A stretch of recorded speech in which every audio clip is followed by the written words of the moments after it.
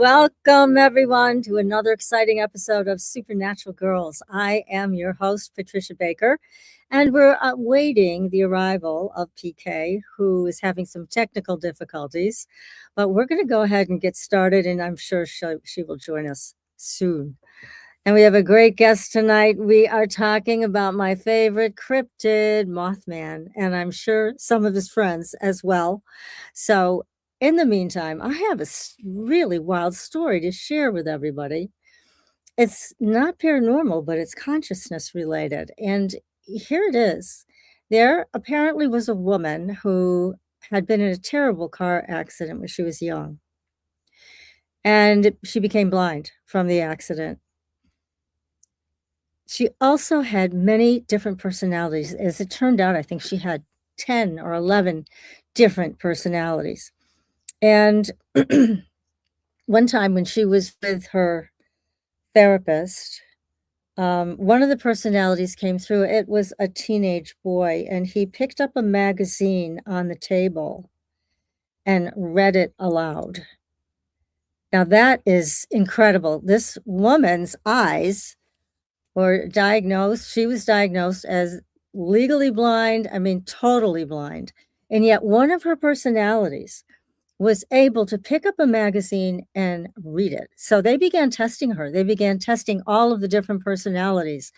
And when it came to vision for all of the other personalities, that brain signal would be flat.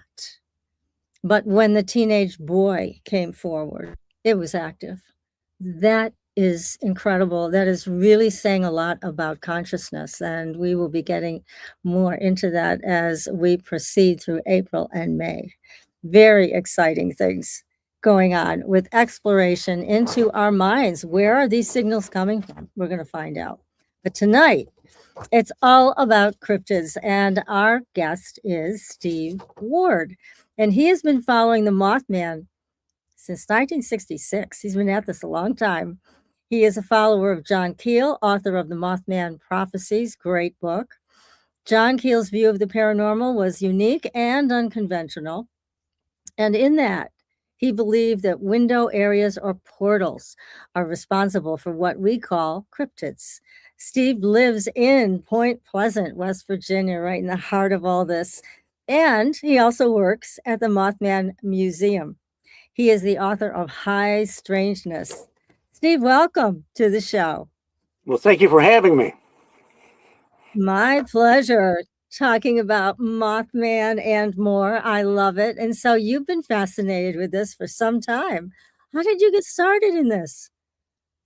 Well, way back in the old days, when I was in Michigan in junior high school, we had a UFO flap in March of '66, and it hit the wire services all over. Back then, I don't know if you're familiar with Dr. J. Allen Hynek. He was an astronomer from Evanston, Illinois, and the University of Evanston. And he was a part of what they called Project Blue Book back then. Yep. Project Blue Book was it was set up by the Air Force, and they was kind of a debunking situation. They wanted to ease people's fears. They wanted Dr. Hynek to kind of tread the fence, although he had become he was a skeptic at first, but after talking to many witnesses, he really felt there was something to this. So when this UFO flap broke out, he said, "Do you want me to go down and check it out?" And they said, "Oh, no, don't worry about it. Nobody said anything." And then Senator Gerald Ford, who later became President Gerald Ford, was really angry. He said, "Why aren't you down here investigating this? We have so many credible people reporting UFOs." And they did, police officers. And it was, I loved it. I couldn't drive, so I couldn't play UFO investigator, but, it was like having UFOs landing in your backyard. And then several months later in November 15th, 1966, two couples were chased by a two-lane road, Route 62, out of what they call the TNT area, north of Point Pleasant, West Virginia. Now, it's been nicknamed the TNT area forever because if you look at the old black and white photographs in in the 40s. Trying to remember, it was the something West Virginia Ordnance Works or something like that, but they never called it that. It was the TNT area, a huge complex where they made explosives for World War II, and and then it was dismantled after the war. And in the 60s, it was pretty desolate, but people would go up there and they would park, they would have drag races and everything. And these two couples, the Scarberrys and the Mallets, were driving by the old North Power Plant, which was a ruin at that time, and they saw this thing. It was about 6 or 7 foot tall, red glowing eyes, 10-foot wingspan, and it actually chased them into Point Pleasant. And I was able to speak to two of the witnesses. Steve and Mary Mallet have been quiet since they gave their original interviews. But I've spoken to Linda Scarberry several times, a very credible lady that she's no longer with us, but she never changed her story. Last summer, I spoke to Roger Scarberry that was actually driving the car. And he said, he told Jeff Wansley, the man that runs the museum, he said, it scared the hell out of us. But the interview is not going to be really known until Jeff publishes his third book. So we're all waiting for that. But that's how it started. Well, now, when you talk about they were chased, they were in their cars, right? And the Mothman was flying alongside of them or above them? Well, they first, they saw it by the old North Power Plant. They took off down a dirt road and made a right and then turned left onto 62. Then they saw it or maybe another one standing near a road sign, and they just took off. And Roger Scarberry said, now he didn't, he told Jeff, he said, I didn't really see it because I was keeping my eyes on the road. This is a very narrow 2-lane with all kinds of winding turns. And he said he actually heard the wing slapping against the side of the car. So that's one of the things he did. Roger loved his car. One of the things he did was he got out of the car to make sure there were no dents in it. But they stopped at actually a place called Tiny's Restaurant, which was where Linda Scarberry worked. It was almost closing. There was a famous Mothman sighting that took place over that later, a little bit later. And so her boss said, you should go to the police and tell them what happened. And they did. And they separated all of them. And you can see their written statements in the Mothman Museum. Amazing. That was the first, not the first sighting, but the first major sighting. Now, the sightings, I'm sure, terrified people, but have there ever been any reports of people being harmed by Mothman or just scared? No one's been harmed, just scared the hell out of people. It's a pretty scary proposition, 6 foot, 7 foot tall, roughly humanoid, red glowing eyes, and it wasn't eye shine. They're sure it was self-generated. And so, and many people saw this thing. As I mentioned earlier, it didn't, the behavior wasn't the same.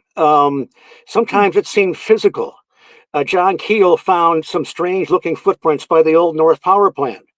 A lot of people had an outbreak of poltergeist phenomena after they saw this thing, which happens sometimes with UFOs. And how do we explain that? There was a minister and his wife, Reverend Gray, and his wife Pat, that they were going to be going the next day. They were missionaries and they were going to leave Point Pleasant. And so they saw this thing manifest in their bedroom. Classic Mothman. But they didn't know what it was because they left the next day, were gone for, I think, a couple of years. When they came back, they saw the old newspapers and they thought, my God, this thing materialized in our bedroom. Oh my gosh. Some people had missing time. I have to tell you, one time I was on a show and I didn't go through all that. I said, Mothman was an elemental. But don't ask me what an elemental is because I don't know. Well, hi, PK. Hi. Howdy. How you doing? We're doing great. We're hearing all the Mothman stories right from the beginning. Now, when they say it's an elemental, I know what an elemental is. We do, PK and I, but it's not, I don't think, an elemental. There's so much interdimensional expression with this cryptid. And I think it's great. I mean, it's a wonderful thing that we have a cryptid that hasn't attacked anybody, because there are cryptids that follow that frame also. There are some Bigfoot we've heard some terrible reports about, also some good reports about. But with Mothman, it's always been just he's there and he's scaring people, but not hurting them. So No, and now some people, of course, we're getting ahead of ourselves, but some people think he was a harbinger because the Silver right. Bridge collapsed 13 months Yes. a day later. We can talk about that later on. Yeah. So, and of course, John Keel, he used the term transmogrification. He thought these things were transmogrifications of energy coming from some, I don't know, extra dimensional source, perhaps. He used the term ultra terrestrial to kind of get away from the idea of extraterrestrial. Mhm. And he Yeah. borrowed the term from Ivan Sanderson, the great British naturalist who wrote great books on UFOs and the unexplained. Well, it's interesting that after all these years, nobody really knows where Mothman came from, let alone what No. he is. So there's no talks about them being dropped off by UFOs or anything like that. Well, there was a few sightings where they saw it in conjunction with a strange light or a UFO. So I Hmm. don't know what the connection is. I tend to go along with John Keel and believe that whatever these things are, they're a natural condition of the planet. Hmm. So, and there are many other so-called, there was one researcher, uh, Barton Nunley, I think, he wrote a book called Inhumanoids.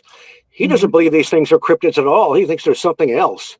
I don't know if he'd Right. call them elementals or ultra terrestrials, but so we but another thing is, and again, I'm getting ahead of things, but there's not just one explanation for these things. Some Hmm. of these unknowns are probably flesh and blood, but others are probably something closer to what John Keel, John Keel thought that we actually co-created some of these things. Um, if you look at the history of the paranormal and UFOs themselves have changed over the years. Way back in the old days, you had the strange meandering lights. Some people thought they were fairy lights. Other people actually thought they were witches carrying lanterns on their broom. And then you had the mysterious airships, and you didn't always see an airship. Sometimes you just saw a light. And then you had the strange ghost planes. You had the Foo Fighters. And so you get this, and then you have the modern day UFO manifestations that look more like a science fiction B movie. Yeah, it's so hard to know, but I've heard so many stories about this. Did you, now you probably know this one, about the couple that went looking through those tunnels or this building that was abandoned that they were originally seen near. And they started calling out Mothman. And it was pretty disrespectful. And this thing then followed them home. And they had all kinds of paranormal activity. They had phone calls coming with just static on the line. They'd be in the bathroom and all of a sudden there'd be these it's like somebody was throwing mud on their walls. It was very unpleasant. But they started it. They started it by calling them out in a very rude way in where these things may live. So it Well, kind of taught them. when John Keel came down in early December, they got a bunch of people over, witnesses, to talk to him, and he was very impressed by them. That's when he met Connie Carpenter, the lady Mhm. that saw the Mothman by the Mason County Golf Course, who also gave Jeff Wamsley a recent interview. Um, she had conjunctivitis when she saw this thing. She saw the red glowing eyes. And so you got together and they went out that night to the old North Power Plant. And Mhm. they really felt like there was something in the air, like an air pressure change or whatever. And I believe it was Connie. She was joking and being very jovial. And then she thinks she saw the eyes. And another thing, strange thing that Keel heard was it's like the fall of metal on the floor or banging of metal. For some reason this shows up in paranormal activity sometimes. But anyway, several other people became hysterical. And so he went out, he said, the book is so good. He said, like a classic idiot, I went out alone into the TNT area. And that's when he talks about this they call it zone of fear. I don't know if you remember that in the book, but he walked, he doesn't know where, my friends asked him years later where the heck that was. He couldn't remember, but he walked into an area where he said it was like a barrier. And as soon as he crossed it, he felt unreasonable fear. And he's just a guy that would spend the night in cemeteries and, in dark places. And when he moved through it, it stopped. And then he realized he had to walk back through it to get back. And he said he thought it was some form of ultrasonic waves. But are you familiar with Colin Wilson, another great British researcher? He wrote several books. One was called Mysteries, and there's a great chapter in there which deals with John Keel, F.W. Holliday, the guy that investigated the paranormal aspects of the Loch Ness, several other people. But he thinks that Keel experienced a ghoul, a feeling of dread. And it was Lethbridge, a great dowser, famous dowser, pendulum dowser, that defined ghosts, of course, as apparitions, but ghouls as that feeling of dread. Sometimes you walk into a haunted house or whatever, and you don't see anything, but you feel that dread. So Wilson's observation, he didn't think there was ultrasonic waves at all. He thought that John Keel experienced a ghoul, for what it's worth. Yeah. Well, John's book, you mentioned it several times, and it was a great book. It really was. And it's too bad the film didn't do it justice, I think. It's a shame. Well, I have to tell you that half of his book was cut out. It's left on the cutting room floor by what Keel called those faceless editors. But he salvaged some of it in the follow-up book called The Eighth Tower. Oh, my gosh. Well, I love Keel. Right. Keel did love the film, actually. He thought it was, I know, because my first reaction was kind of negative. But I actually interviewed Richard Hatem, who wrote the screenplay, and met John Keel. And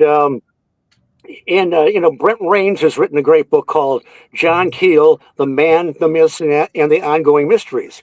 One day he was on the phone with John Keel's literary agent called Sandra Martin.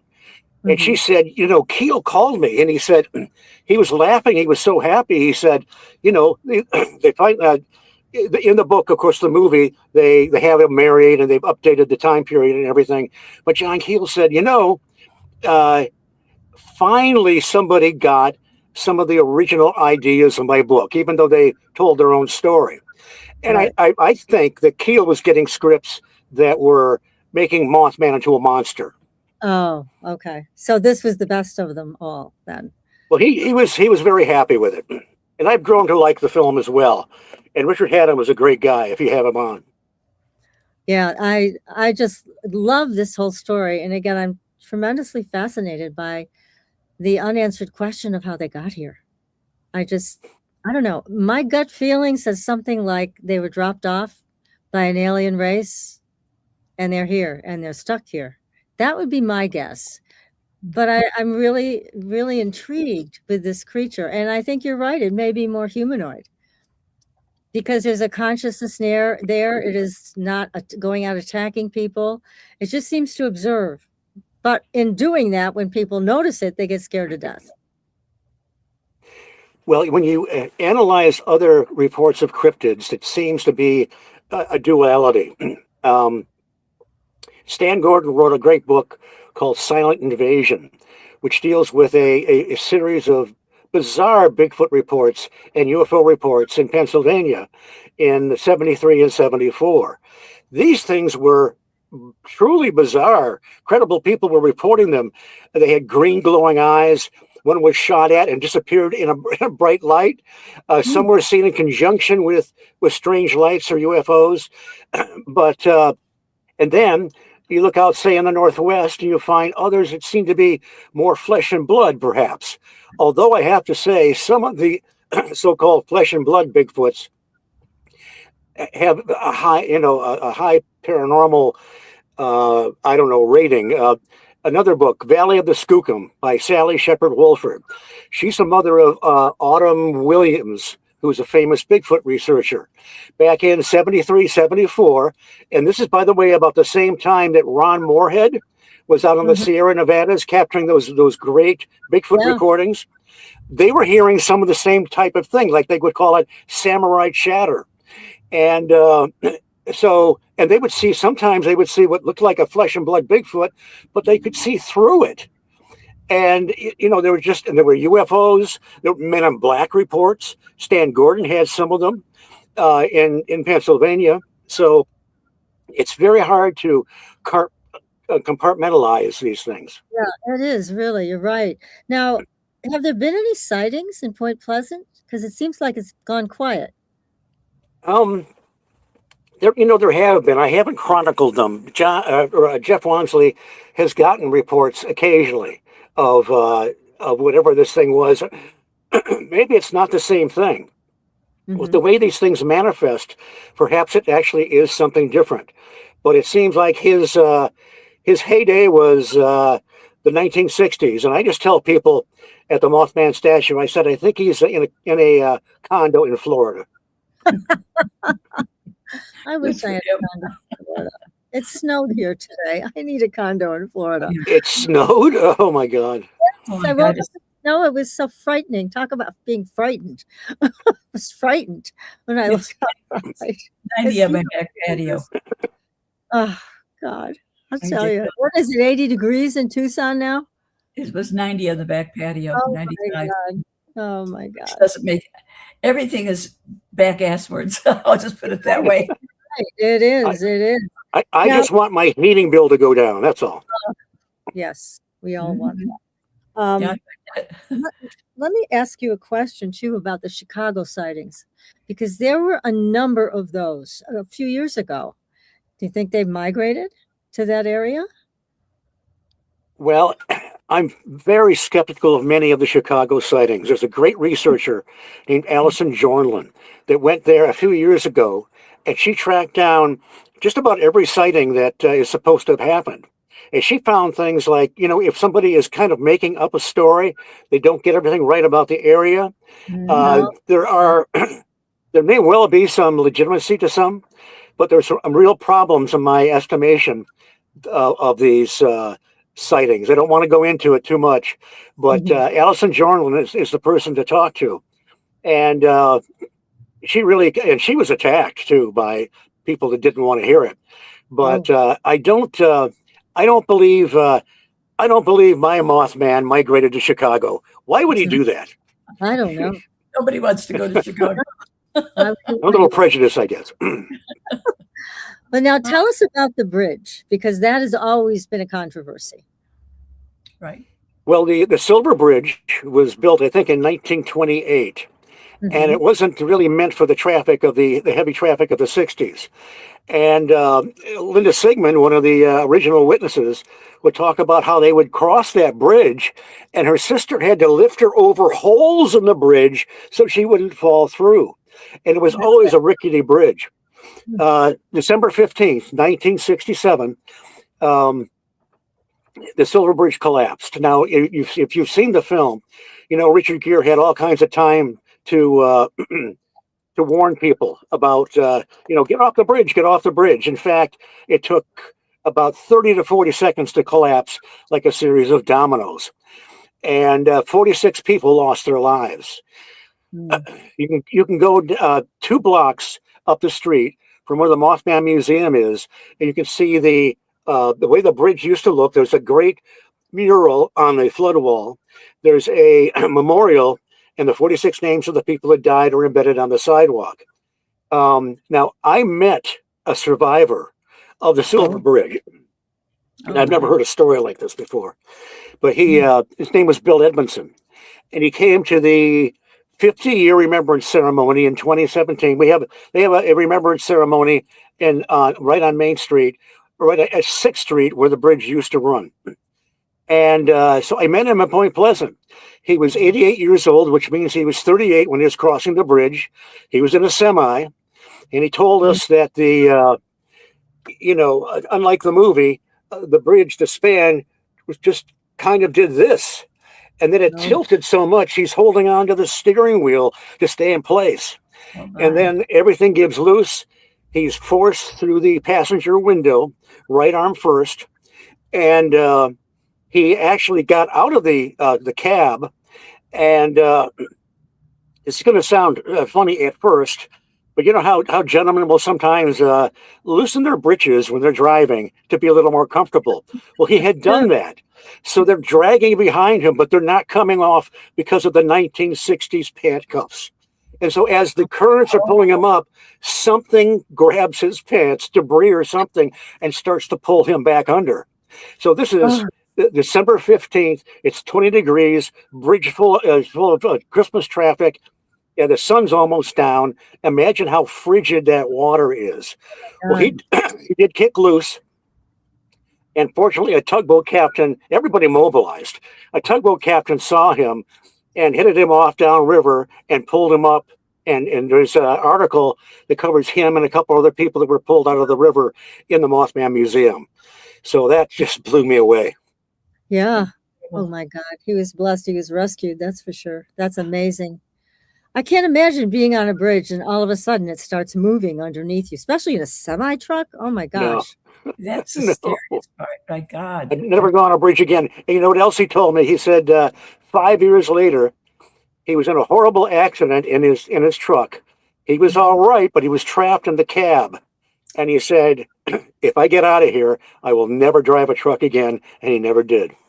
No. I can see why. My goodness. How terrifying that must have been. Yeah. Wow. So where do you think Mothman is now? So not a lot of sightings in RFNA, very few. Well, I'm going to quote Dr. Donald Omond. Now, Dr. Omond is another interesting character. He teamed up with F.W. Holliday, who wrote great books on Nessie, but doesn't believe Nessie's a plesiosaur or a flesh and blood animal. Dr. Donald Omond exorcised the Loch Ness Monster, or at least attempted to. But he called it the Phantom Menagerie, and I kind of like that idea. It's almost like it's the stuff in the collective unconscious that floats around, and monsters of our nightmares and so forth occasionally pop out and manifest. So I don't think he's really in a condo, but I don't know where the hell Mothman is. Well, yeah, unless they got picked up and brought back home, wherever home is. I was just going to say, and where is home? Yeah. Yeah. I just love Mothman. And I also get a feeling from Mothman that there's higher consciousness here. That it's not like us, but it's beyond us in certain ways. And I think that's why they went after that couple, or one of them did, to just say, hey, you treated Linda Scarberry saw him more than once, she said. And she felt sorry for it. She thought whatever it was lost. And so I don't know how to so she felt compassion for it. I feel the same way. I really do. I've always felt that way about Mothman. And I guess that's why I think is likely that they were left here. Maybe they were brought here for some reason, but they weren't taken home. Maybe they've been taken home. Can I tell you another story about, I'm sorry. No, go ahead. Linda Scarberry. Several years ago, a nurse that used to work at the hospital there came to Jeff Wansley and said, there were 2 women that were administered to be tested for shock at the hospital that night. So Jeff had never heard this. So he went to Linda and he said, Mary Mallett and I were admitted late that night for shock because it freaked us out so much. So another sort of a corroboration that something really happened. Yeah, it's so different. I mean, it's shocking to see something so unusual. And unfortunately, people's fear gets in the way of any level of communication. So who knows what would happen if you, for example, were to run into Mothman. You might have the wherewithal to communicate with Mothman and find out all the answers to these questions. I think you should go out there to that TNT area. It's your Well, job. it's fun to go out at night. We take people out there in that general area, and Okay. the Farm Museum, which is all part of it, during the Mothman Festival. Now, let me tell you, I have to tell you about the Mothman Festival. Up and down Main Street, you have, T-shirts and food, and then on 4th Street, right next to the museum, the speakers are there with their tables, and it's right by the Mothman statue, which is pretty cool. And we have speakers on Saturday and Sunday.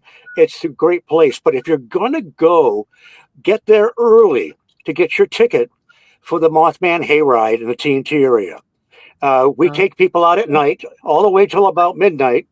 I get to be one of the tour guides. We have 3 carts. 2 of them are like proper hay rides with the bales of hay. They always give me the old man cart, which I appreciate. Nice, comfortable seats.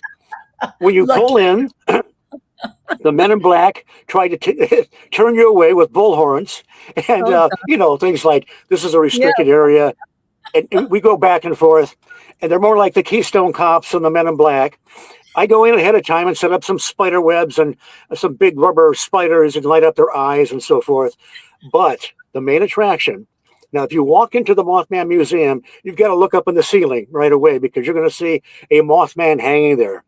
John and Tim Frick, who portray the Men in Black by day at the festival, they take him out at night. They run him down a wire with his ingenious low-tech hand crank delivery system. They light up his eyes with battery power, and they blast a sound effect over speakers. I can't tell you where they got the sound effect because they haven't paid any royalties, and I don't want them to end up in ankle bracelets. No. But and then I'm going to give you a spoiler.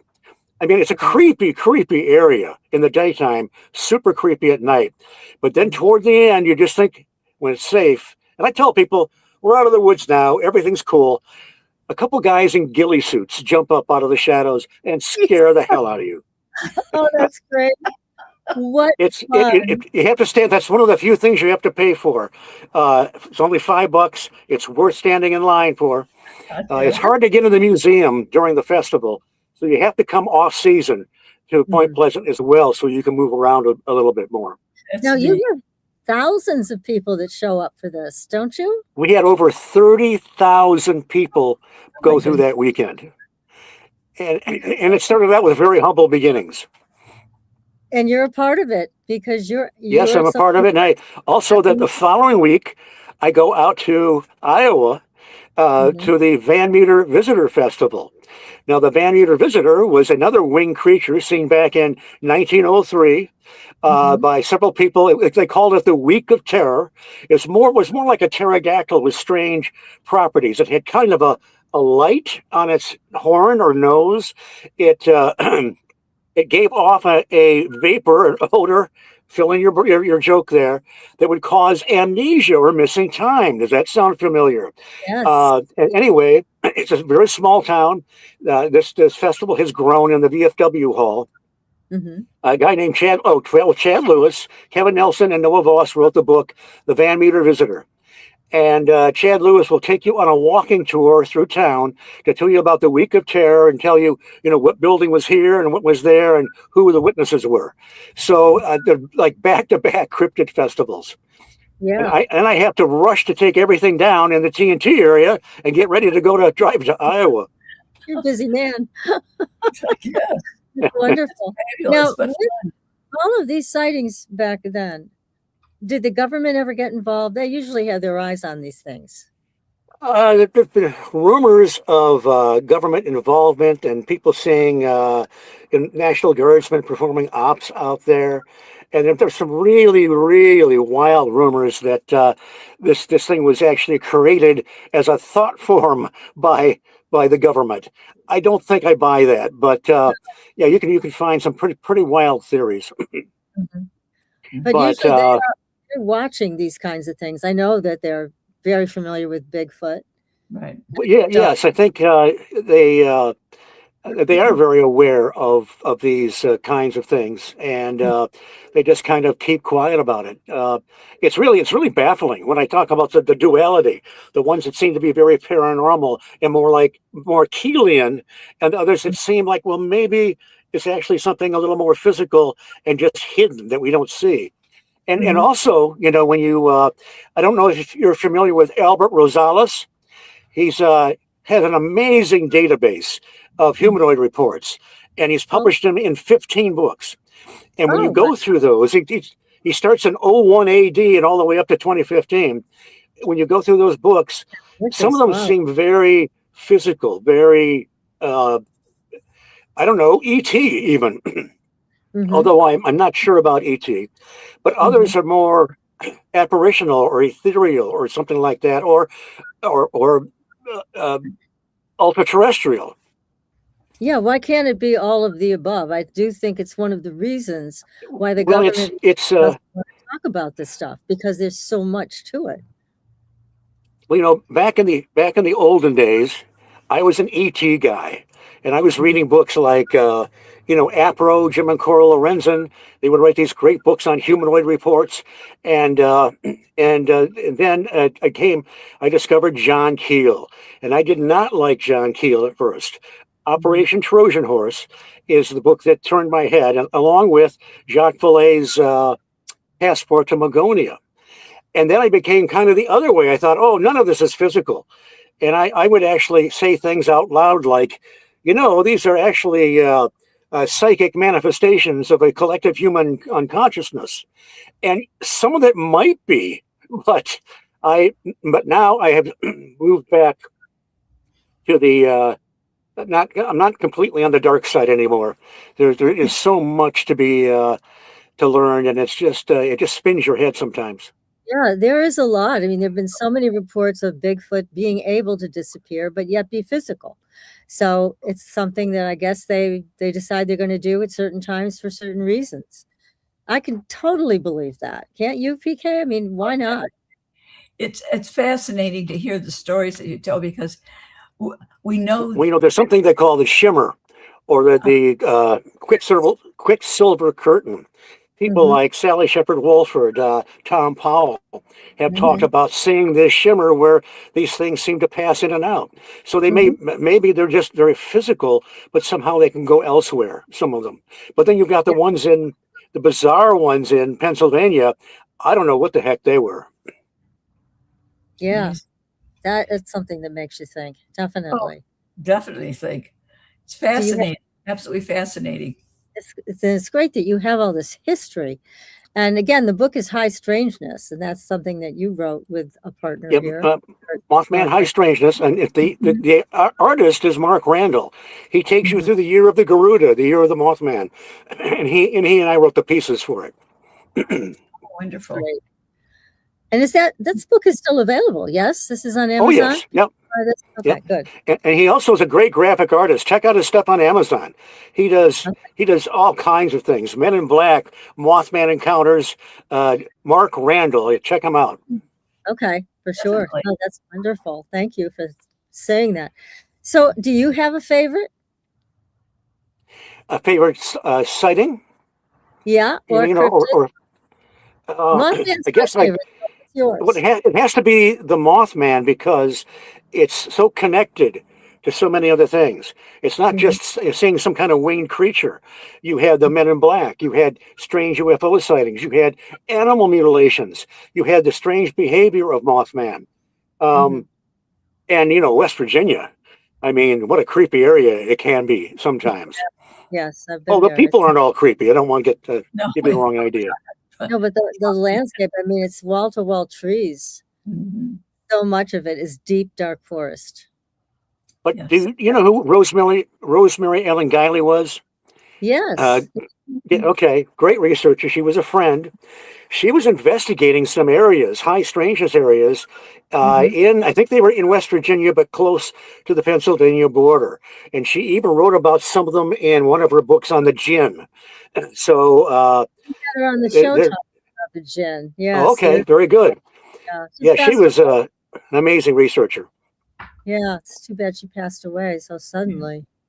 But so Mothman is your favorite. Who's your favorite, PK? None of the above.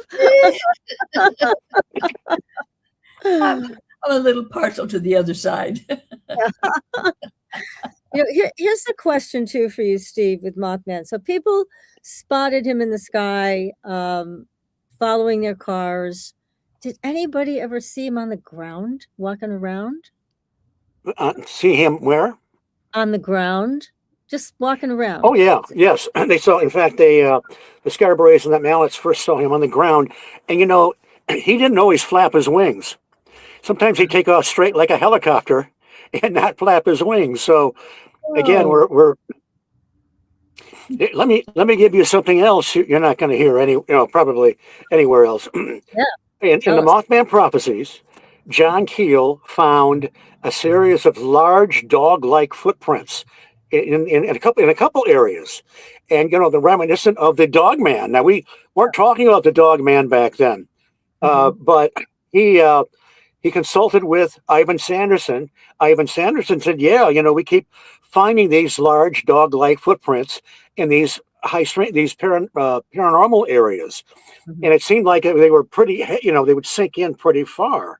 Hmm. So there's another mystery, connecting the dog man, these strange canids, upright canids that Linda Godfrey was researching in Mhm. Wisconsin and other places. So again, another layer of high strangeness that is hard to explain.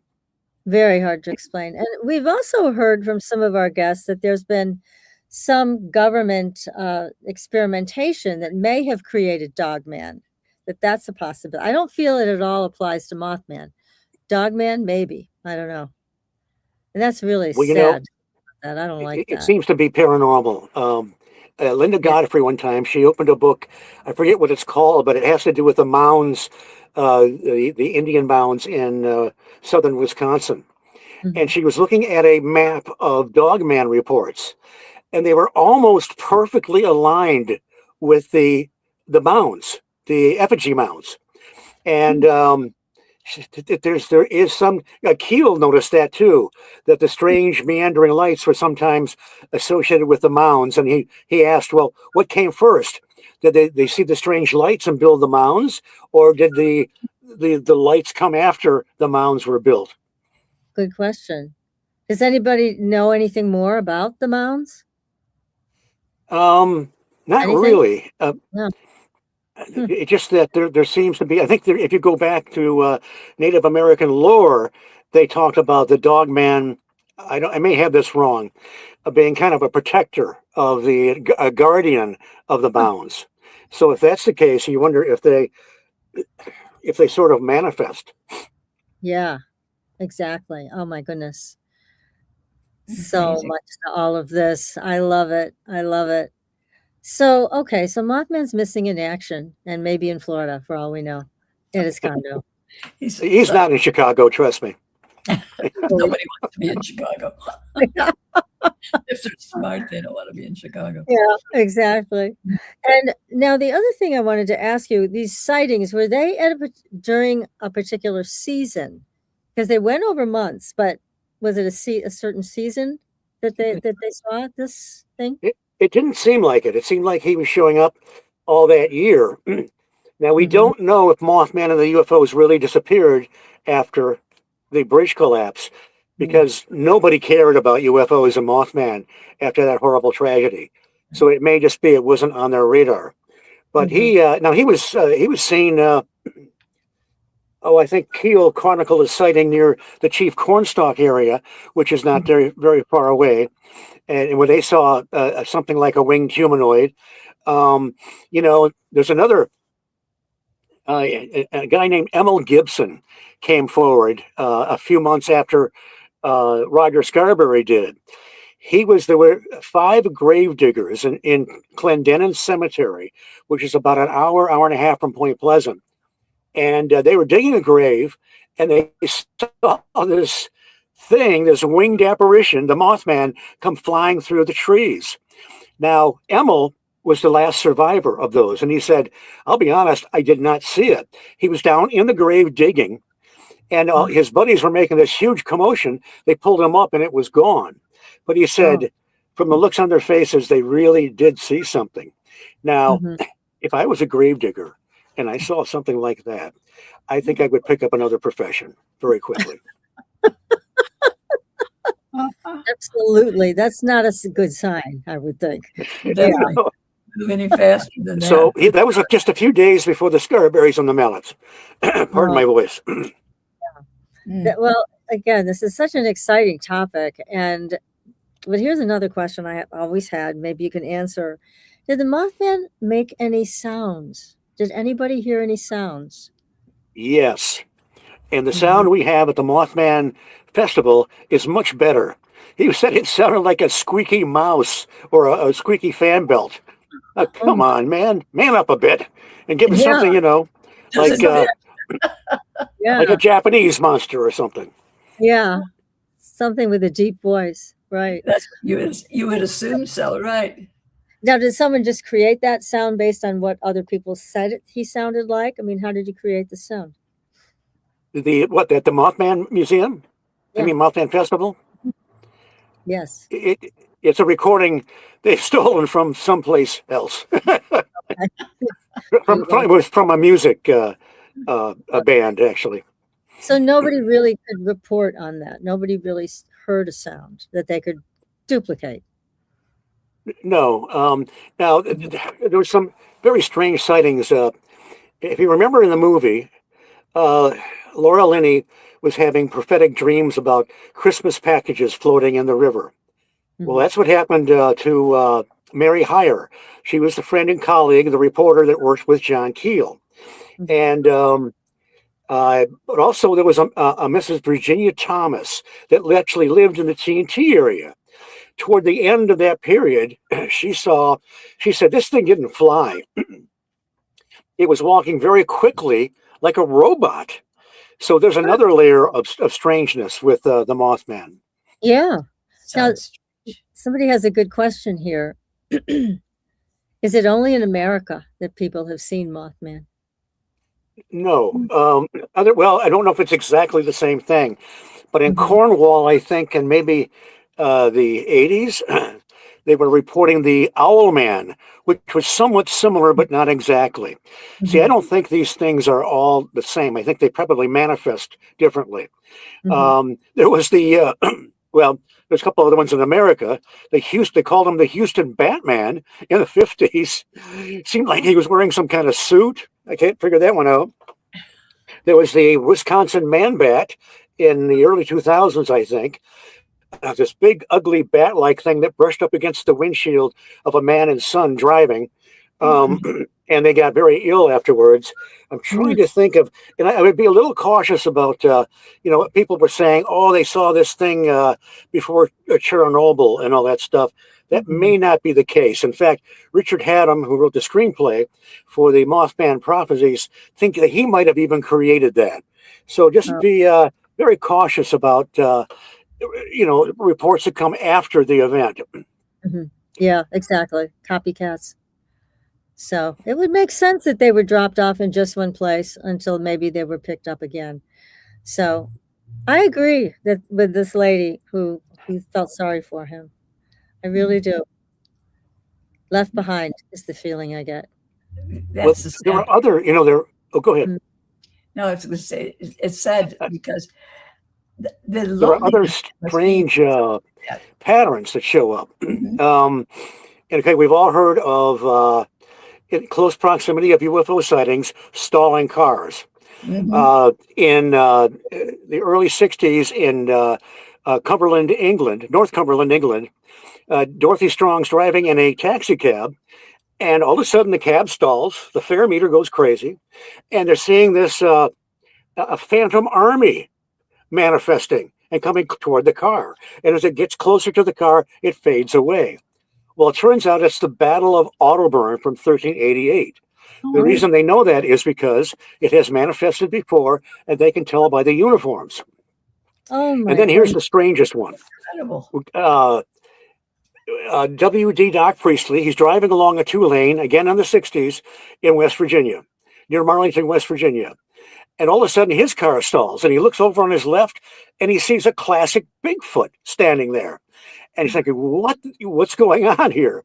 So the Bigfoot of his buddies are in a hunting bus. They've turned around because they realize he's not there. and he comes back, and they come back, and Mr. Bigfoot recedes into the woods. He doesn't say a word about what he saw. So they start taking off again. All of a sudden, I don't know how far he got, but his car stalls again, starts sparking, and his engine burns out. Off to his Oh, left is Mr. Bigfoot again, just standing there. And there's other situations. Stan Gordon reported a couple of incidents where the close proximity of a Bigfoot seemed to be maybe in connection with the car stalling. So we'll get these just crazy, crazy patterns. yeah, and they are so enormous. I mean, I'm a small person. I can't imagine Mhm. encountering something of that size in this physical reality. I would probably be a bit overwhelmed. And when I was a kid, I used to wake up screaming at night because I saw Bigfoot. Now we're talking, I'm not even going to tell you how many years ago this is, but nobody was talking about Bigfoot when I was a kid. It was a long time ago, in another century. So nobody was talking about this, but I saw Bigfoot and I would wake up screaming bloody murder. And my parents would just go back to sleep and be quiet. But this happened a lot when I was a small child. And I had another friend who lived on a big estate in outside of Charlottesville, Virginia, and he used to be scared to death because he said, I felt like there was Bigfoot looking in the window at me. And they had a Native American out visiting their estate one day, and first thing he said when he stepped foot on the land, Bigfoot. So yeah, Mm. but that size in and of itself is Scary. daunting. Yeah.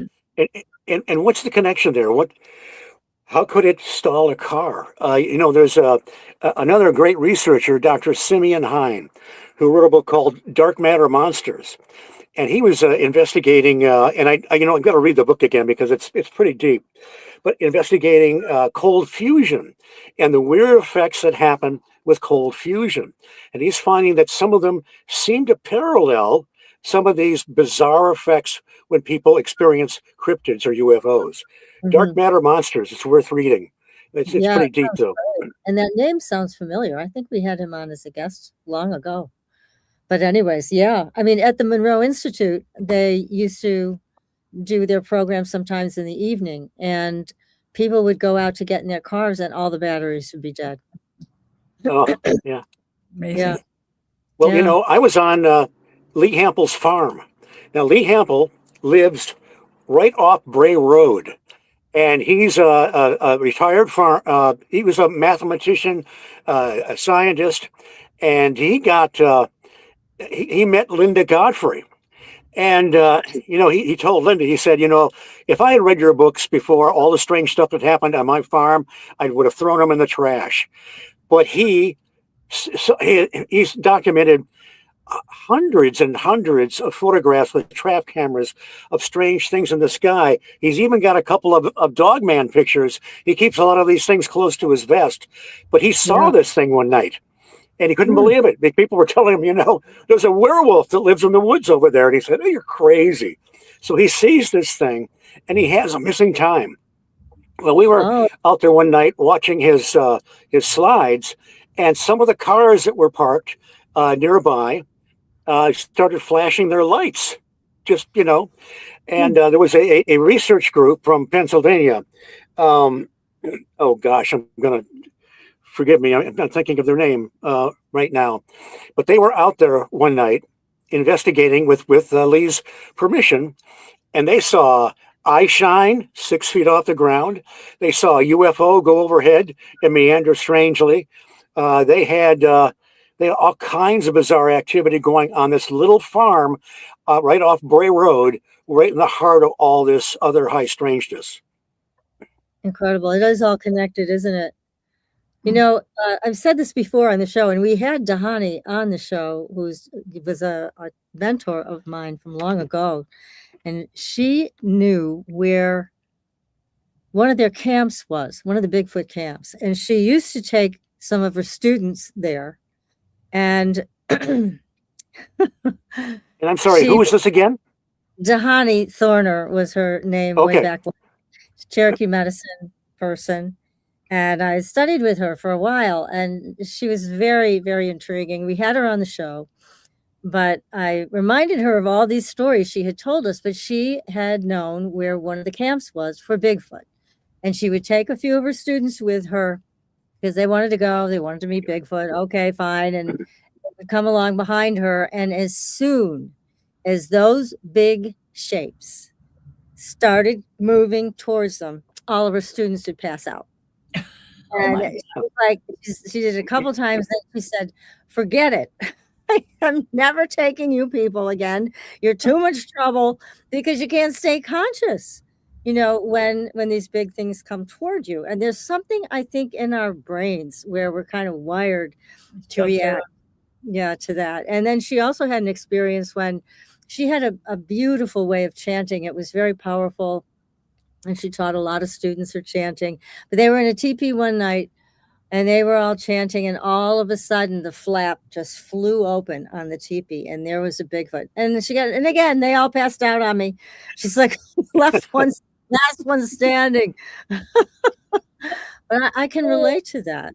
I have a reaction sometimes to large black dogs like that. It's like something out of an ancient time, and I'm not afraid of dogs at No, all. I know There's you're something that I sense, The black shuck. Yeah, You know, hellhounds. a black. They called it the black shuck in England, and there was Mhm. one of those was on a UFO one time. I Oh, wow. interviewed Alan Godfrey in Mhm. 1980. He was a policeman in Todmorden, England. And let me try and get the story right. He's oh, he gets a call from a woman that there's these cattle that are roving around in a gated area, and there's just no way they can get in there. So he thinks Oh, it's a big joke. He goes out and he talks to her, and she says, "You know, I might be old, but I'm not crazy." And she was right. They were there. She'd seen a strange light, but on mhm. his way back to the precinct, he actually he realized later on he had some missing time, and he thought, well, "What the heck is that all about?" And so he a few months later he he went to regressive hypnosis, and Mhm. he said that well, it was like classic UFO abduction, but he doesn't remember going in the craft. He actually saw the craft, I should say, on his way back to the precinct and drew a sketch of it.